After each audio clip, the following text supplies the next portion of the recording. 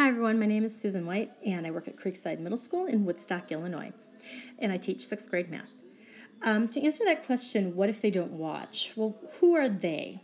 And what I see two most difficult things that I encounter are students without Wi-Fi at home and students who just don't do it. So I'm going to address those on two different slides. Now, for our students who don't have Wi-Fi at home, we are one-to-one, so the device is not the issue, but some of them just don't have the internet at home available to them. So what I try to do is I try to be proactive. I have them get their videos done in advance of class time. So whether I assign it that day and they have them come in that day, or by the next day before class, is when I'll have them do it. So I will invite them in for study hall, my lunchtime, before or after school. They also have a 15-minute block of time from homeroom before period 1 starts so they can get it done. And most of these students will do it. They'll take advantage of that.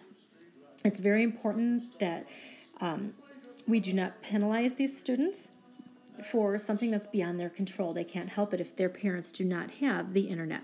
Now, my next issue or obstacle are the kids who just don't do it. And I find that these are the kids who probably wouldn't do your regular homework if you weren't flipping your classroom. So of course I revisit and explain that when you're skipping your lesson, you're skipping my class.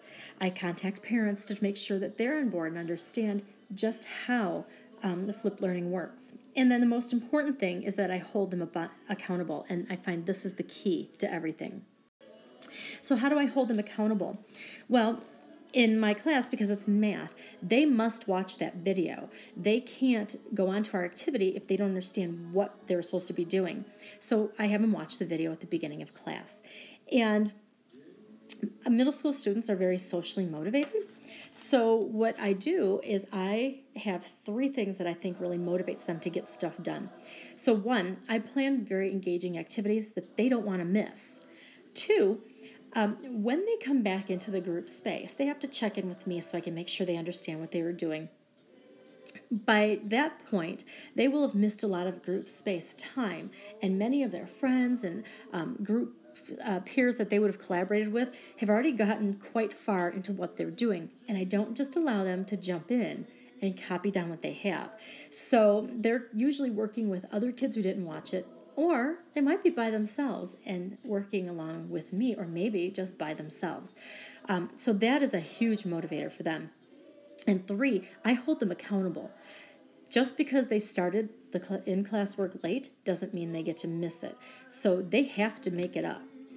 And so what I find is that with these, my classroom environment is very respectful, very relaxed, but it's non-punitive. And I have a get her done and join us attitude. I treat my kids how I would want to be treated. So if I forgot to read an article for a staff meeting, I would hope my principal wouldn't call me out and embarrass me in front of everyone. And what happens is I've found that a lot of my students, most of them, they start to see that, oh, that 7 or 8 minute video was much better than missing out on the fun activities, collaborating with their peers, and this more work that she's holding me accountable to.